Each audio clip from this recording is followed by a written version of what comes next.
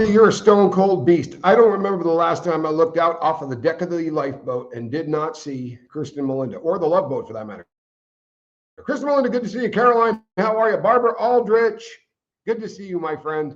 Hey, Caroline, glad that you are here. Cindy G, there you are. Rock Bandy, Isis Aflame. Here I am, your rocket queen, oh yeah. You know what, Rocket Queen? I'll be talking about a little rock and roll today.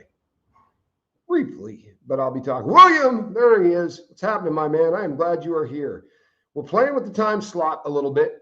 I very easily could have gone live this morning. However, the signal was not as strong as I want it to be. And I'll tell you what. Hey, Lisa Trimble. Glad you're here. The Barbara Waite, good to see you.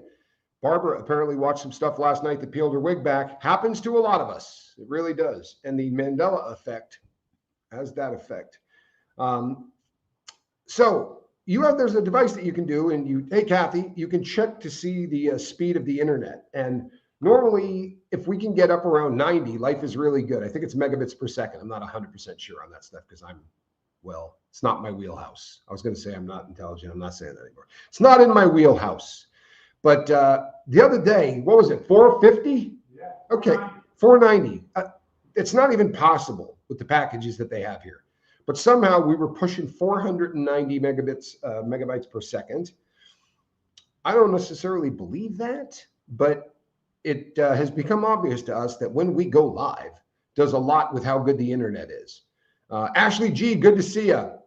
So if I could get a 5x5, I would appreciate it. People, I was trained in few things in my life, but one of the things that I was trained at pretty extensively was to be a public speaker. And the funny thing is, they didn't need to teach me vocabulary. There was an awful lot that I didn't need to learn from them. And even my boss at the time said to me, you have more tools than anybody that has ever showed up for the training. And you would think that that's a really good thing. I don't understand all that computery hocus pocus. I don't either at all. I can talk like I do, but I don't. And that's kind of the key to being a public speaker, is being able to talk about things like you understand them, even when you don't. But my boss said day one, he said, you were bringing more tools to the party than anyone I've ever trained. I said, wow, that's awesome. He went, no, it's not. When you show up already thinking that you're good at something, being trained in it is a frustrating thing. What I had going for me is I don't say or ah a lot, which is death in public speaking, right? My boss used to do cash bonuses every week, because if somebody showed up and paid in cash, he wasn't going to tell the government about it because we just weren't those kind of people. So cash receipts always got distributed among the public speakers, and then the public speakers would distribute that, a lot of it, among the workers that, were the work crew, the road crew. Got a lot of those money that we would hand down to them every week so that everybody kind of felt included and happy. But he would charge you $50 for an and $50 for an ah, or maybe it was 50 and 100. I can't remember. But he would come and do the bonuses out, and he would go, but you lost $800 on this, or you lost, $2,000 on that. I don't do the and ah, something that for whatever reason my brain doesn't do. You use the word like too much. I say right an awful lot. But that was a affectation of the kind of public speaking that I used to do, because when you would say right, the audience would nod. So you wanted to keep them engaged, right? It's kind of like using somebody's name when you're talking to them in a pitch, Lisa. You understand what I mean, Lisa? You're with me, Lisa? It brings the people back in. And since you can't do that to 2,000 people, right? So, but it's a hangover. I would like to get rid of it because I'm not technically a public speaker anymore. What I do now is actually try to connect with people in a way that I didn't have to do when I was a speaker. The reason that I'm talking about this is multifaceted. Number one, keeping them involved, correct. Number one, I watched a special on Van Halen. I love old 80s rock and roll. I was watching a special on Van Halen, and they were showing Eddie towards the end of his life, and they were showing all the members of the band and where they are. Van Halen, they also were doing the Van Hagar. And to see the Red Rocker, who I believe is 115 years old now, I'm not 100% sure on that, but he's 113. Thank you. He's 113. The guy looks like he can't be too much older than 60, and he's out there rocking every single night. He's singing, It's kind of amazing. But I know that all of us at one time or another have seen a rock band live and just gone, oh man, look at how old Mick Jagger looks, right? One of the only people that I absolutely respect the crap out of in rock and roll is, I'm being a little facetious on that age, but he's definitely old. Do you remember the Jefferson Airplane? And then they became the Jefferson Starship. The lead singer was a woman named Grace Slick, and she did one of the biggest tours in history. It was the Knee Deep in the Hoopla tour. That the album came out for, that had the hits. Built This City on Rock and Roll was one of the big hits that came off of that. Terry McMullen, DJ Daddy-O, man, loved your last email, brother. Honest to God, I got a piece after reading it. Thank you.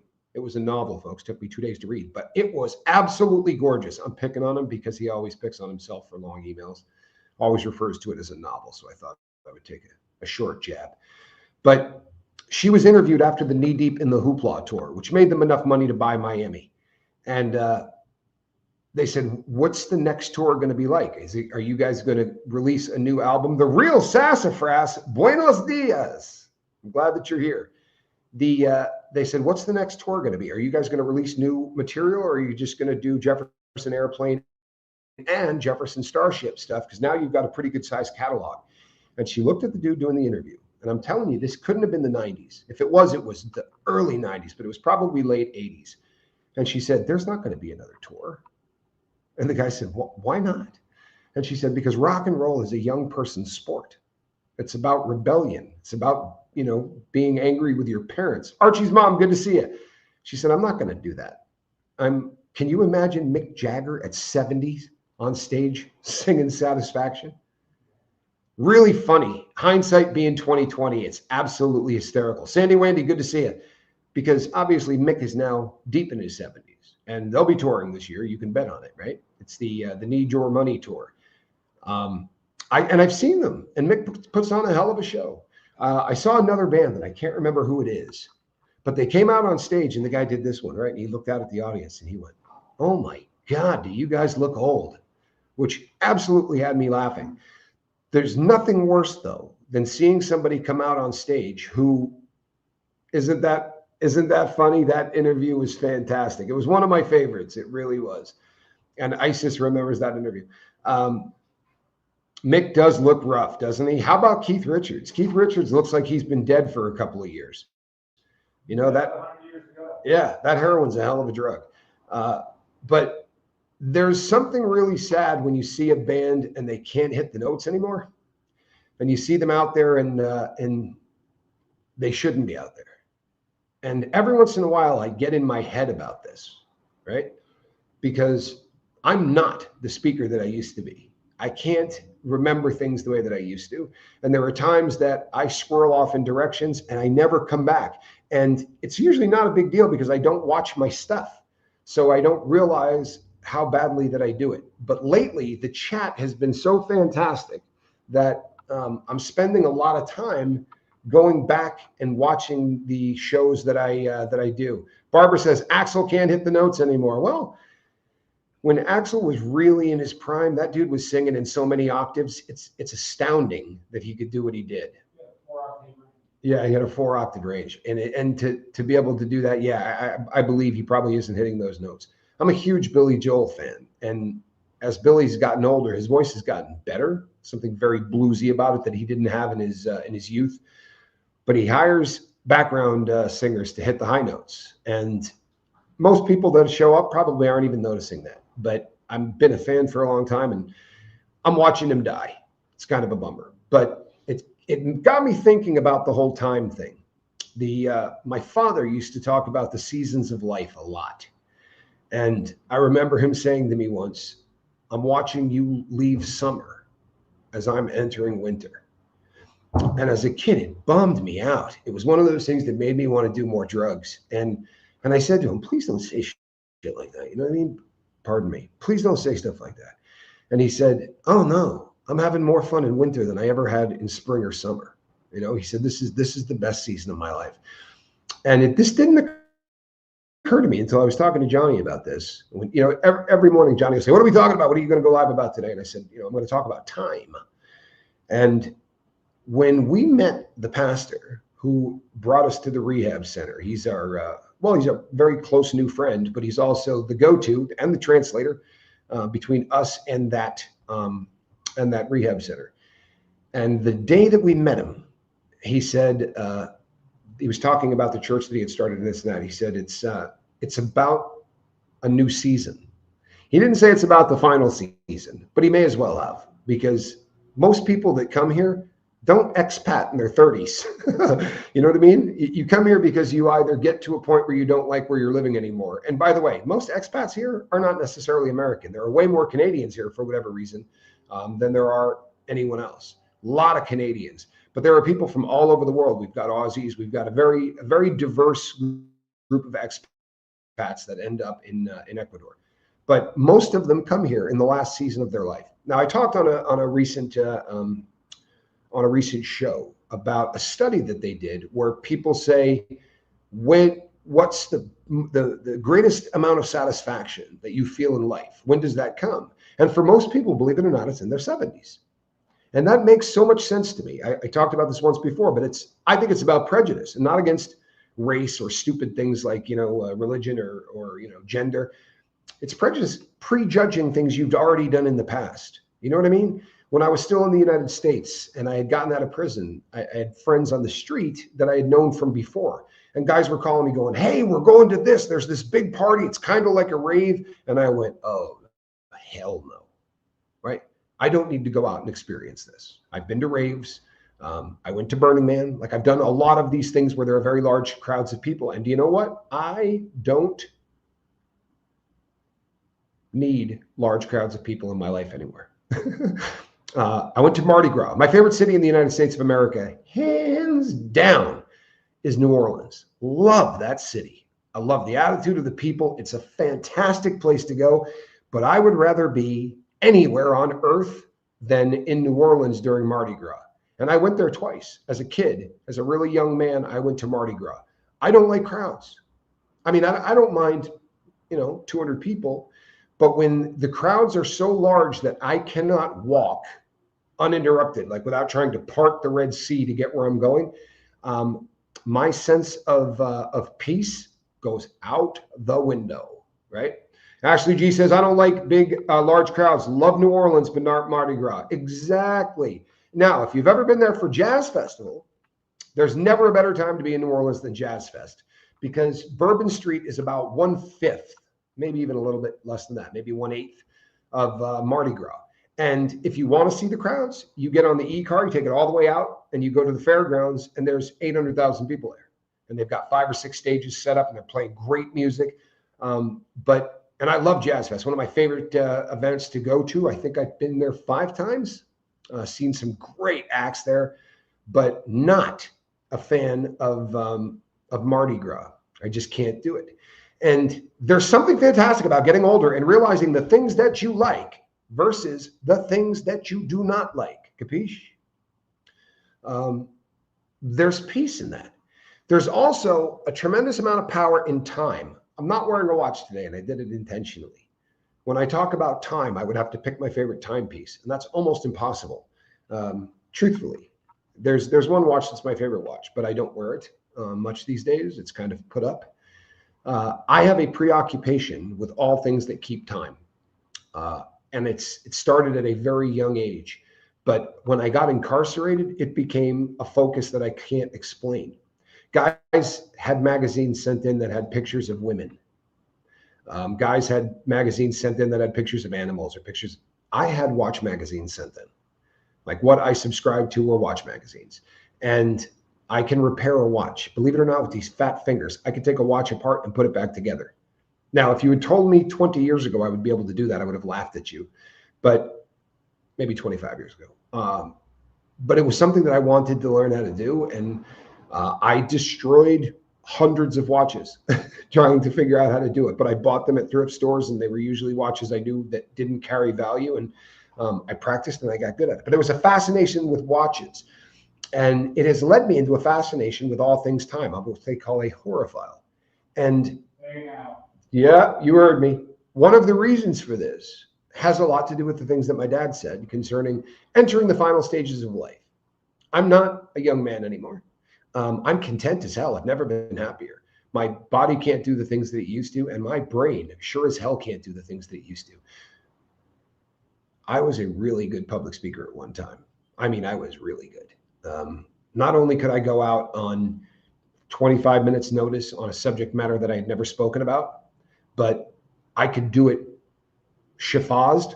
I could do it on 10 beers, or I could do it deep.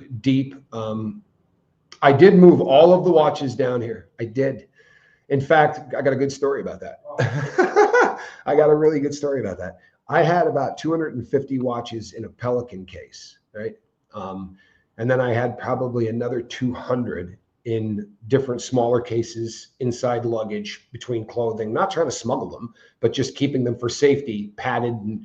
But the Pelican case had 6 figures worth of watches in it, and a lot of really good ones, right? A lot of really expensive watches, very collectible watches, Rolexes, things like that. And when we got to Guayaquil, you have to go through customs, and the customs official said, "Can I look in that case?" The only one he wants to look at was the watches. And when I opened it up, all you kind of see is the black padding that you see that keeps things safe, not because they were sandwiched underneath it, although they were, but there were razor blade slits in the side of this. It was actually made for watches, and the watches sit sideways in it. And he reaches down in there, and the first watch that he pulls out is a watch that was made for people that own Ferraris.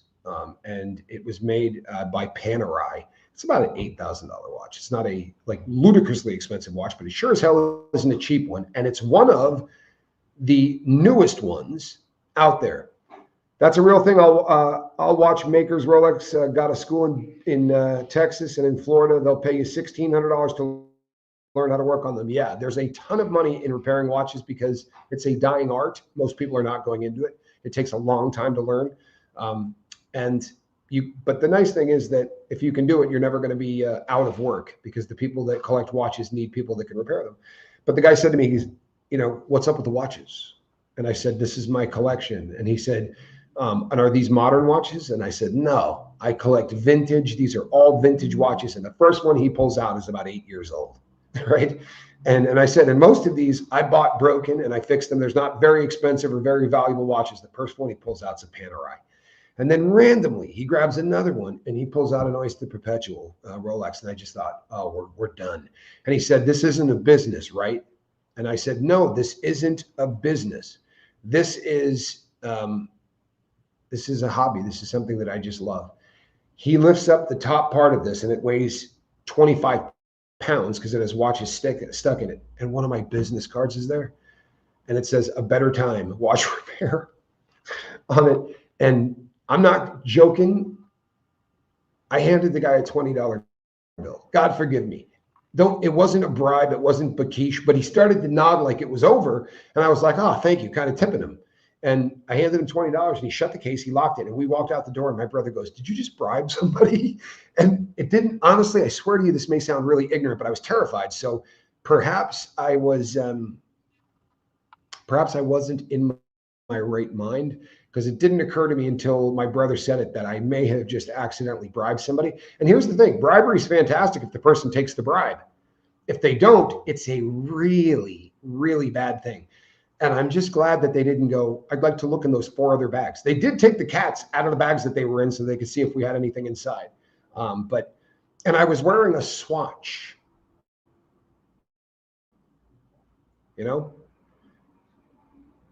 So it kind of looked like I was trying to wear a $25 watch while I was carrying really expensive watches through the airport. Fortunately, it was a very easy trip through customs. I didn't think it was going to be. As we walked up, there was a woman that had maybe 6 pieces of luggage with her, and every single one of them was taken apart. Every single one of them was taken. I mean, everything she owned was on display for the public. And I looked at my brother and I said, "Oh, shite. You think I need a better microphone? It's a Yeti Blue. I mean, I could buy a True, which is a pretty expensive microphone. Is anyone else having problems hearing me? Because I can turn this up a little bit. if we're having problems with the volume. If so, I can crank it up. Can I get a 5x5 if I'm all right? And tell me if I need to, people, because I can turn this thing louder. It's a Yeti Blue. It's a very, very good microphone. Sometimes it's on the end of the people that, it's hard. Speaking of cat, did you get to bring the cat, Mouse? I'm going to bring my cat when I move to Costa Rica. I absolutely brought my cats. I would not have come here if I could not. That is an absolute fact. Johnny and I talked about it. And there was a period of time there that seemed kind of weird about bringing the cats. We would have stayed. We absolutely would have stayed. I'm a little dark. You should see the light I got in front of me. You know what, though? It's hard to, because everybody hears and sees slightly different on their screen. So sometimes that becomes a little bit difficult to make sure that everybody is hearing. Hold on one second. All right, we cranked up the gain a little bit. Now, if I'm hurting your ears, I apologize. But here's why I'm bringing this up. 20 minutes in. Professional public speaker. Don't try this at home. 20-minute intro for Johnny Skull. You like that? Here's why we're talking about this. How does this apply to where we're at? One of the best things that I ever did in my life with my journal was I spent 1 week writing down throughout the entire day how much time I spent on everything. I found out I was watching 6 hours of YouTube a day. Now, admittedly, this was during the, hey, Air Supply, this was during the whole thing that was going on with Sean Puffy Combs. But I was watching 6 hours of YouTube a day. Unhealthy. If you tell me what you're spending your time on, I will tell you the things that in your life that are important to you. And it's funny, because if you had said to me, what are the most important things in your life? I would have said, God, family, right? My cats. But I wasn't spending 6 hours a day on God. And I sure as hell wasn't spending 6 hours a day on family. I wasn't spending 6 hours a day on my animals.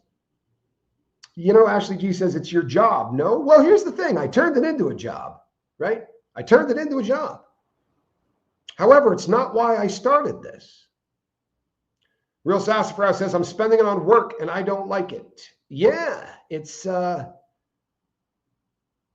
interesting what you allocate your time to. Because I promise you, folks, we're in Ecuador and we spend US dollars. But the only currency in my life is time. For real. I'm blessed that I don't really need to be concerned about bills in my life. And that's a nice thing to not have to concentrate on. I think Forrest Gump said it best when he said, good, one less thing to worry about. But time is running out. And not just for me, it's running out for you and you and you. It's just the reality of it. If you hit it out of the park, if you go yard, right, on this life that we're on, you're going to hit 100 years. That is absolutely amazing, right? You make the century mark. That's fantastic. If I hit the 100 mark, I gave up about 15% of my life on planet Earth to incarceration. That's a painful feeling. When I got out of prison, one of the first things that I bought was a hellaciously expensive wristwatch. One of the very first things I bought. And to spend more than $500 on anything, I had to tell the government I was going to do it. So I went to the person who babysat me and said, I'm about to spend $5,000 on a watch. And he said, I'm not going to approve that. I said, well, I'm going to do it anyway.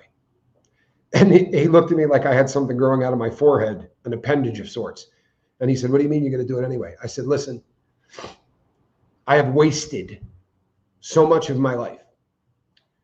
When I look down at the watch that I wear, the reason that the justification for this is that the most valuable thing in my life is time. My timepiece is going to remind me of that. And here's the funny thing. I'm not buying it to impress anybody. In fact, the watch that I bought at that time, if I told you the name of it, 4 of you might have heard of it. It is an obscure timepiece. It's one that not a lot of them were made. It was made by a horologist that never gained fame except anybody other than people that are really into the manufacturing of watches. Small batch, the guy would crank out about 30 or 40 of them a year. By the way, one of the greatest investments of my life, that watch I sold for 4 times what I bought it for.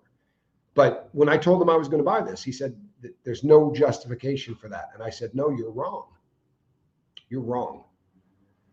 You know, you can wear a watch that's $15, and if you can still concentrate on the things that your life that are important, that's great. But to me, time is my most valuable asset. And what I spend my time on will tell you exactly where I'm at in my life.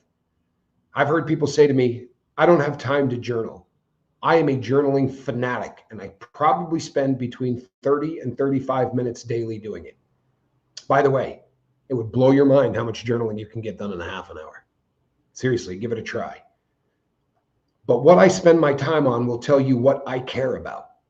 Yes, they tell you how much money you can spend, Ashley G, until you're off probation, and probation is different.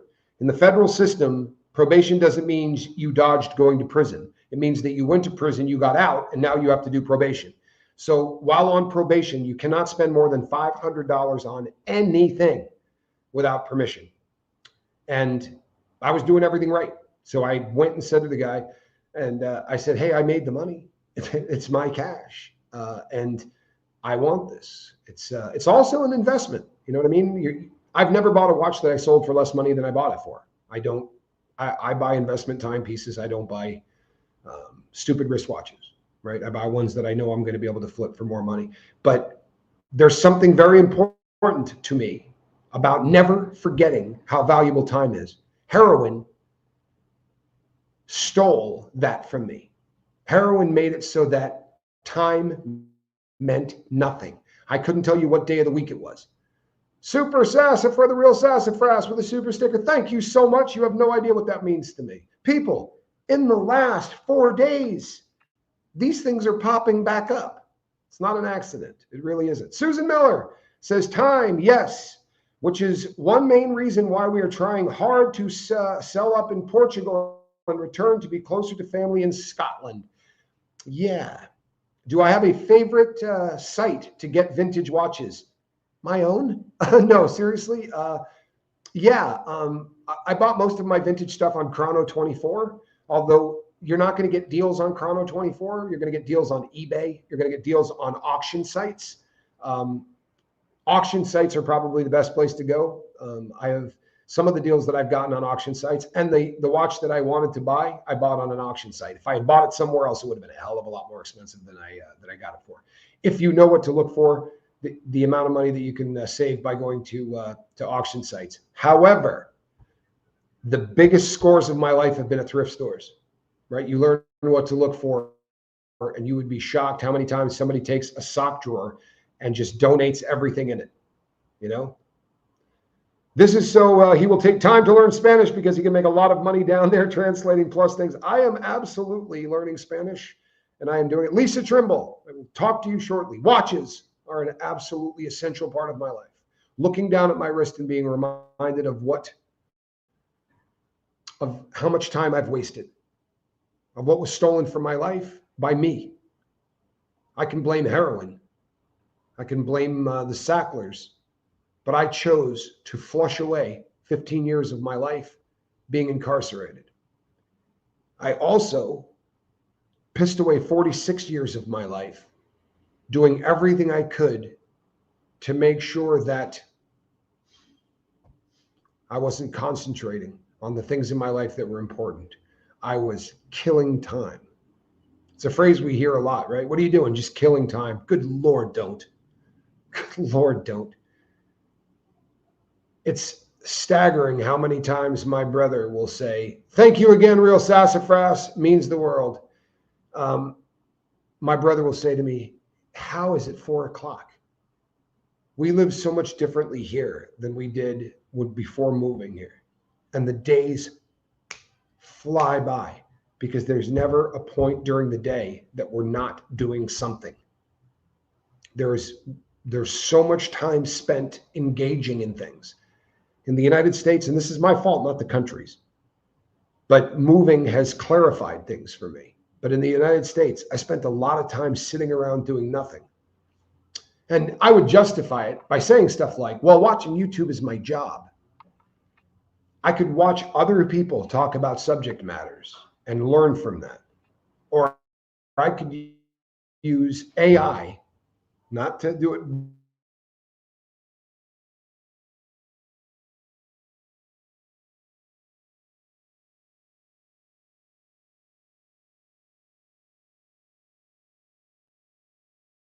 Oh, come on, baby. But it depends on what you're allocating your time to. See, it's a hell of a lot easier, especially for a guy like me, to sit on my butt and watch somebody else talk about something because it will go into my head and I will not forget it. It's kind of how I'm born. At least I won't forget it for a period of time, right? When I was young, uh, I had the ability to listen to something, and 5 years later, I could still spit it out. Right? I could quote the first chapter of Moby Dick at one point. I'm not even joking. Right? Because I had children, anything I read by Dr. Seuss will be committed to memory for the rest of my life. I would read, Spank's favorite book was The Cat in the Hat. My son is 32, 31 or 32. The sun did not shine. It was too wet to play. So we sat in the house all that cold, cold, wet day. I sat there with Sally. I sat there with you, and I said how I wish I had something to do. It's too wet to go out. It's too cold to play ball. So we sat in the house. We did nothing at all. And all I could do was to sit, sit, sit, sit. Did not like it. Not one little bit. All of those books are in my head. It's just kind of how I was born. I'm very different with my ability to memorize things. More often than not, I don't have to feel like I'm trying to memorize something. If repetition is there and it goes in my ear, or if I'm reading it out loud, I will memorize it whether I want to or not, right? Just kind of how it worked for me. Made public speaking very easy. Sadly, anything in my life that is easy was worthless. I never for a moment had an ounce of respect for things that God gave me as a skill that enabled me to speak without saying or ah. I never once thought, this is a gift. I can get up in front of 2,000 people and my heart's not going to jump out of my chest. In fact, it's probably my happiest place on earth is standing in front of large groups of people talking. It's not that I don't get an effect. People all get an effect, right? Before you walk out on stage, if it's 400 or 500 people or above, the heart will start doing this one. But where it makes other people really uncomfortable, I absolutely love that feeling. But instead of realizing that that was a gift, I took it for granted. And I said, how can I take that thing that I've got and make the most money out of it? And the easiest way was to rip people off. I wasn't breaking the law, by the way. Everything that I did was legal. It was the most unethical crap in the entire world, but it was legal. But you could make 30 grand a month doing it, right? And when you're doing the amount of heroin I was doing, 30 grand a month was necessary. I'm not joking. My best year as a public speaker, I made a little over $800,000. And at the end of the year, I don't think I had $60 in the bank. Didn't matter how much I made. It just meant my drug use was going to elevate because I couldn't stand who I was. And the size of the audience became an indicator of whether or not I was successful. I've never been happier speaking to 44 people or to 32, because going and talking to the guys at that rehab, nothing has ever felt better to me in my life than that. And nobody in that room is going to give me $1. In fact, when I walk away from that speech, I'm going to have less money in my pocket than when I showed up, because every time I go there, I feel the need to leave money there to help with the construction, to help feed these guys. And when we show up, we're going to bring enough food to feed everybody there. So it has become not a paycheck, the exact opposite. But you see, for the first time in 55 years, I know what this gift that I was given is supposed to be used for. And now, if you look at what I did throughout the course of a day, I have absolutely no reason to sit down and write out what I'm doing during the day to find out what's important in my life. See, it's really obvious what's important in my life. And anybody looking in from the outside is going to realize what is important in my life. And I think if I were to have to articulate it, it would be this. I believe in God. And when I die, I know where I'm going. I also know that there's going to be a conversation of sorts. I'm not going to be judged. It doesn't work that way, in my opinion. But we're going to discuss what I did with the first 46 years of my life. And I was a thief. I was a con man. I wasn't a good human being. I didn't care about my fellow man unless there's a way I could get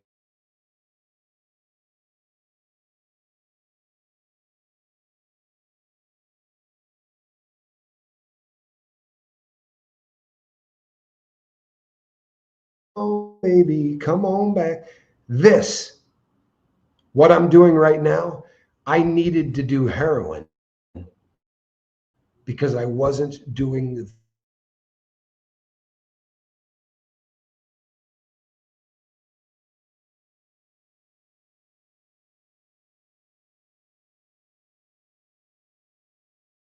not gonna let this bother me, not gonna let this bother me, or the ability to stand up in front of a crowd of people and not feel like I wanted to jump off a bridge.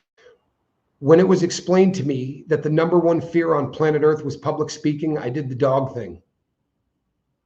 What? When I showed up to be trained as a public speaker, I had to be detrained. I had a boss that tried to make me uncomfortable before I went out on stage because that discomfort is an amazing tool for public speakers. I didn't have any. Now, when I don't have dope in my body, I feel that. I feel it. I felt it before going and talking to 32 guys. When I'm standing there and they're introducing me, and there's only 32 dudes there. I've spoken to crowds in stadiums. I worked for a charity and I used to go out and ask people for money, and they would fill stadiums, and I loved it. But I'm telling you, my heart races more when I get ready to talk to these 32 guys, because when I went out in that stadium, if I didn't have a good night, the donations would be down 5 or 10%.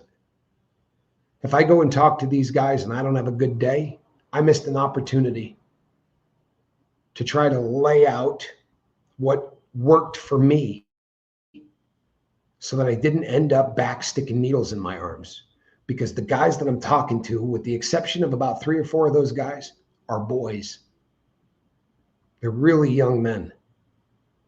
If I had met Q in my 20s, God only knows where I'd be today. I would probably be doing exactly what I'm doing, but I would have been doing it a lot longer. Know what I mean? What are you spending your time on? Because I'm not being a doomsday kind of cat, but you're running out of it. And you know what? I'm also not standing on a podium, but this planet's running out of time. You hear me? There's a clock ticking on that too. If you know what I'm talking about, fantastic. If you think I'm crazy, I get it. If you want to hear more, email me. But the clock is ticking on society. What are you going to do with the time you got left? With very few exceptions, everybody here is in the final season of their life. And when I got here and the minister said, this is about what you're going to do in this season. I don't have hair on the back of my neck anymore, but if I did, it would have been sticking up straight. The number of times that either I said something that made this guy flip out, or he said something that made me flip out, all we do is freak each other out with conversations. I was out praying that I would find exactly what I'm doing right now, and they were out praying that God was going to deliver somebody that could do what we could do. That's a really odd feeling. I don't know if it's ever happened to you, but it's like standing at ground zero of where you believe you ought to be. I call it God's will, but you can call it whatever you want. Even if you're not a believer, there's going to be times in your life where you're doing what you're supposed to be doing, right? You can have no faith at all. You can think baseball is the key to life. But if you're someplace doing exactly what you're supposed to be doing, time is a different thing, right? I feel now, if I waste 6 minutes, it's absolutely damaging to me. Lisa Trimble, story of my life. Lisa says, I spend a lot of time in avoidance mode, afraid to fail. There is no success like failure. I remember reading that quote when I was young and going, man, people say the stupidest crap and then people celebrate it. Like, what the hell is that? Are they just trying to be contrarian so that someone can go, oh, that's genius? I've never learned anything any other way. It's sad but true. You know, they say geniuses learn from other people's mistakes. Intelligent people learn from their own, right? And idiots don't learn. But I never learned from someone else's mistakes. I wish I had. I really do. But everything I've ever learned in my life I learned by making a mistake. Thank you, Stephanie. My son had the issues reading, but it was a matter of homeschooling him and just doing it in the books he liked. You know what? You turned 56 yesterday. Happy birthday, Sassafras. Can we get a deuce for a happy birthday? That's the same year my mother was when she died. Time is precious. Just do it.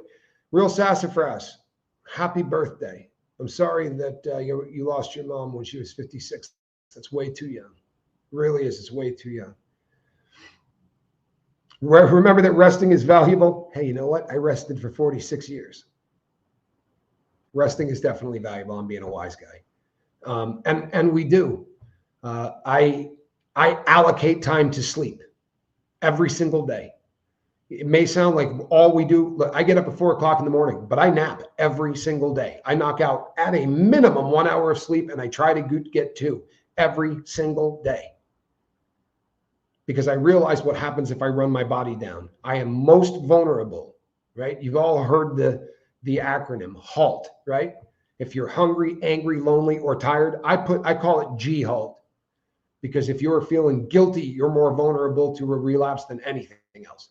But guilty, hungry, angry, lonely, or tired for me, I'm in bad shape. If I am tired, things can get into my life that should not get into my life. So I promise you, sleep is something that Johnny Scoville and I talk about more than anything. And I would like to thank all of the people who sent positive message and prayed for Johnny's sleep, because he slept like a stone last night. In fact, I had to go in and get the lazy man up. He wasn't up at his normal 4:30. But if you show me what you're spending your time on, I'll tell you what matters to you. Tommy Bird says, my mom was 60 when the Lord called her home as well. Too young, but she suffered too much here. Boy, there's a lot of beauty in knowing that someone isn't suffering anymore. The reason that I continue to do what I do, no nightmares, Ashley G. The reason I continue to do what I do and not end up with a needle in my arm is because of the peace that I feel. There's a guy that we lost on the boat, and there's so many of you here that were there then, but the family has asked me not to use his name because of the fact that his child is getting to an age where she would be able to listen to this. So I'm not going to say his name on the boat ever again, but I know you guys know who I'm talking about. He was such a huge part of the channel, younger guy. But his mom phoned me when I was in church. His grandmother actually phoned me when I was in church. And when I looked down and saw the number, I knew before I answered the phone. And I stepped out into the little entryway, and she said, he's gone. And I couldn't think of an intelligent thing to say. I wanted to scream. I had been working with him for over a year, and I opened my mouth, and the words that came out were, he's not suffering anymore. That's over. My sister, who is the greatest, biggest sister on earth, literally, there has never been a better big sister. She took care of me like my mom, and just the most loving person. Sister Scoville is absolutely remarkable.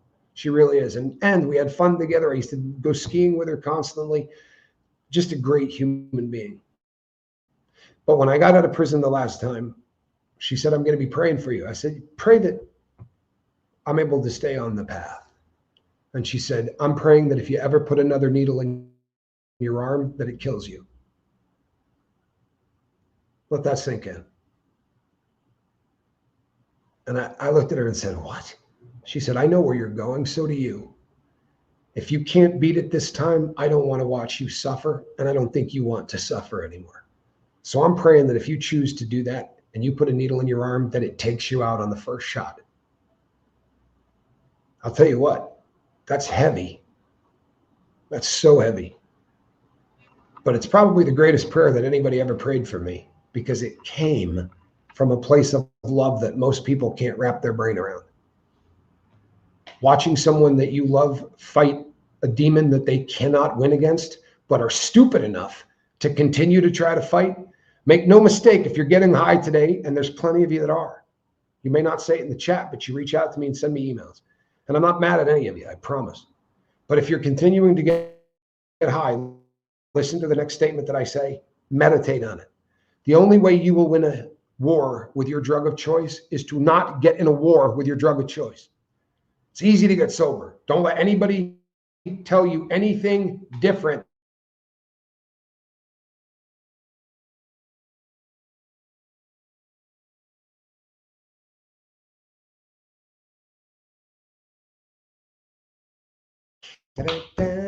Vaya con Dios. Isis Flame stole that right out of my mouth. Yeah, vaya con Dios, mi amigo. The only way I can win a war with heroin is to not get in a war with heroin. The only way to win a fist fight with my drug of choice is to not get in a fist fight with my drug of choice. I have beat heroin by not trying to fight heroin. I will never win that battle. If I decide to get back in the ring, it will kill me. I can't beat it. Not because it's that strong, but because willpower is not how you beat that drug. Real Sassafras, your support means more to me than you know. How can we get some ones for a safe flight to Costa Rica? And I've been there. It's an absolutely great place. Enjoy yourself. Heather Rhodes, good to see you. There are so many people that have reached out to me. Somebody reached out after decades of sobriety. You know what? I'll talk about it because it wasn't an email. It was a comment in the chat that somebody left after a video. But they said they start every day feeling fantastic, like they can beat this. But by the end of the day, things wear them down, and they go back to using. And they said it's just absolutely, to a tree house. I love that. Good for you. Send some photos. Email me some pics. I love that. But the person after 30 years, and they're feeling despondent. And you know what my response was? No, you're about to get off this merry-go-round. Right? This is about to end. Because if you're leaving comments like that, then the student is ready. And whether or not I'm the teacher that appears or it's somebody in the chat, when the student is ready, the teacher appears. I don't get people sober. I just come here every day and talk about it enough so that when the time is right, there'll be somebody here that will say something that's going to be the catalyst that gets you to never use again. And I'll tell you something, it's possible. Trust and believe it's possible. If I can beat heroin, anybody can beat anything. Natalie says, Tommy, I'm proud of how you're handling the internet glitching. That's because you know what a lunatic I am and that normally I would be throwing this thing out the window.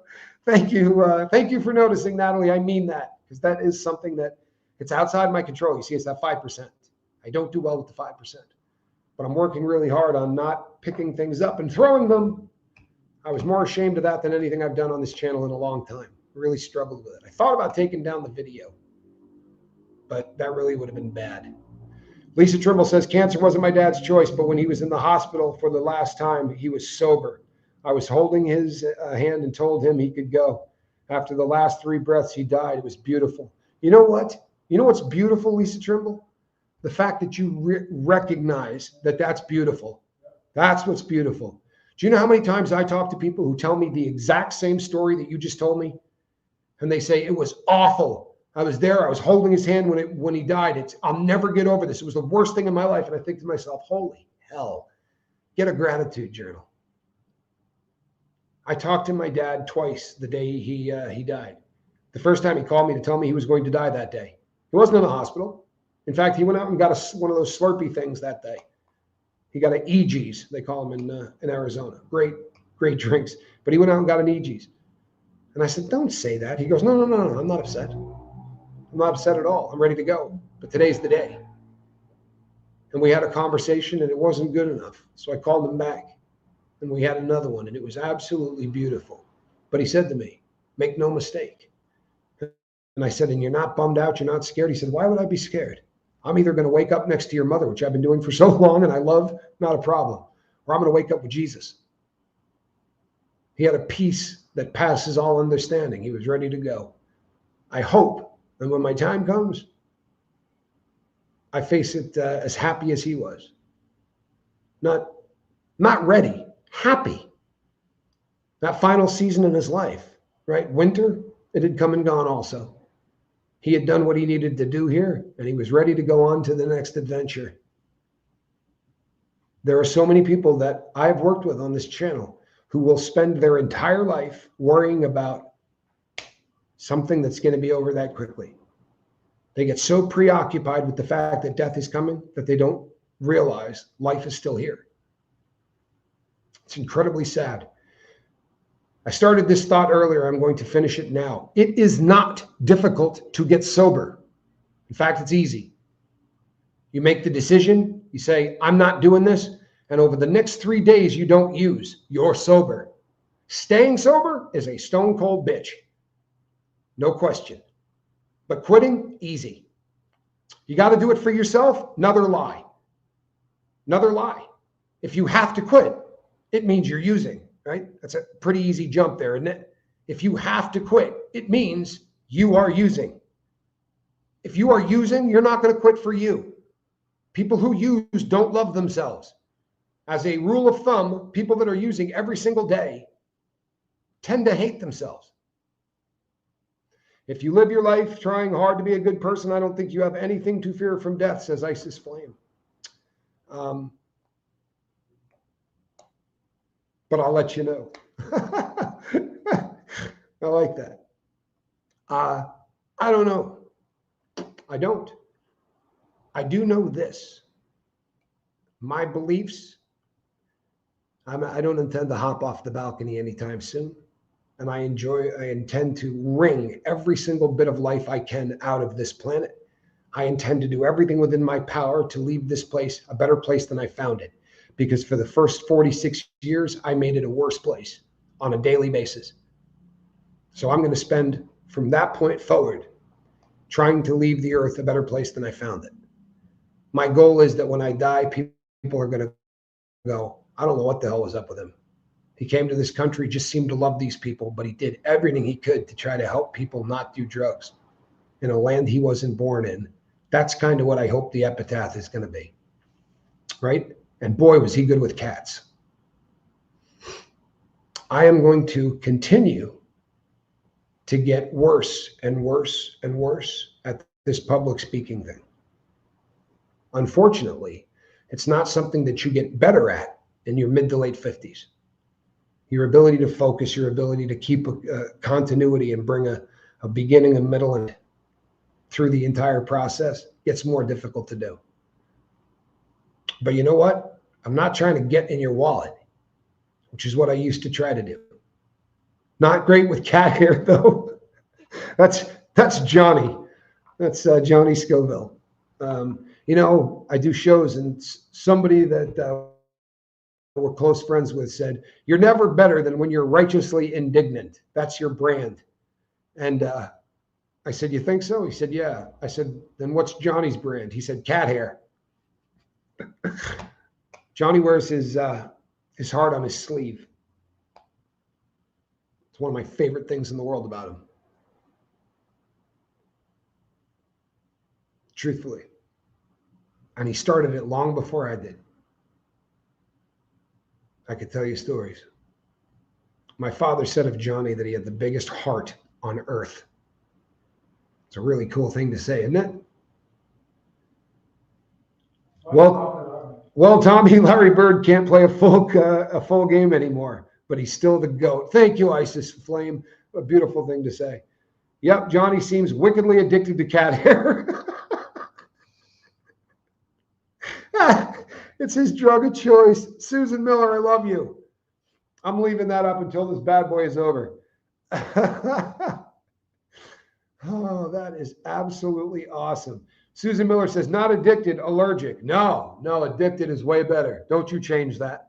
Don't you change that. You know who was more addicted to cat hair than my brother? My father. They called him Moose. He was 6'4", and for most of my life, about 260. Big dude. He's one of the biggest guys you ever seen, and an athlete, not like a lumpy, sack of stuff. He was an athlete to the end. But boy, oh boy, you want to see a guy that could put on waterworks? As he said to me at the very end, he said, I can cry at a bad weather report. Natalie says, I love that you and your brother have each other.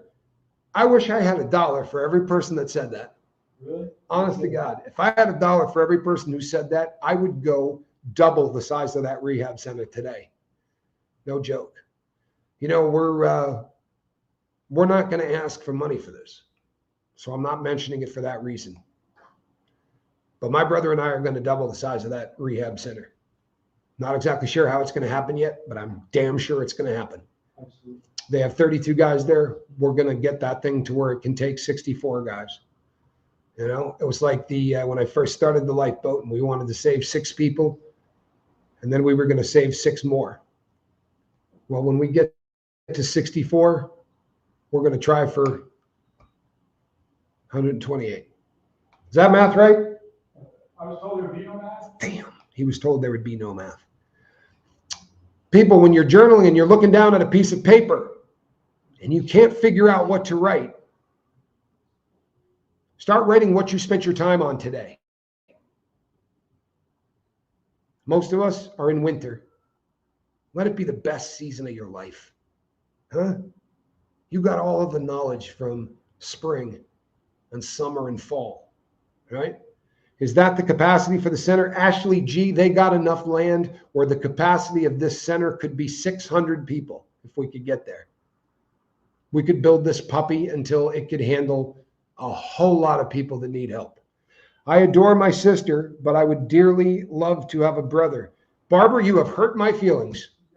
How do you feel? Johnny Scoville's not happy. He used the term pissed off. You've got 2 brothers. Let me say this one more time because I don't think people hear me. If you didn't get the family you should have, then pick the family that you want. They say you can't choose your family. Bullshit. Sorry, Johnny. BS. You can choose your family. If you couldn't, I wouldn't be here and you wouldn't be listening to me. I don't do this because I want to help strangers. I do this because I want to help my brothers and sisters. You absolutely. Hey, wait a moment. I still spring about the same age, so you can't be in winter. You know what? I lived a slightly different life. You guys know this much of my medical stuff because I can't do what I do without sharing with you at least this much of my medical stuff. But if I put my medical file in front of you guys, trust and believe I'm in the winter of my life. And I'm not trying to out Johnny Scoville, but so is he. Did I break HIPAA on that, or we good? Yeah, you're good. We're good. Look at my last comment. I'm in winter and the snow's starting to melt. I'm good with it. You know what? I'm happy. Me too. No math. I have dyslexia. I can remember long numbers, but can't say the 3 times table. I'm hopeless. You and me both. You and me both. You know what's amazing? I couldn't pass any math courses. My dyslexia is really bad with numbers. It's way worse with numbers than it is with letters. And math to me was just completely impossible. However, if I'm walking through a grocery store with Johnny, he'll say, "This is $1.60," and he'll throw it in the cart. $4.50. You won the last bet. You were about off. And when I get to the to where we check out, be within $1 every time. Half of the time, I will literally be on, spot on. I can do it if I don't have to look at it.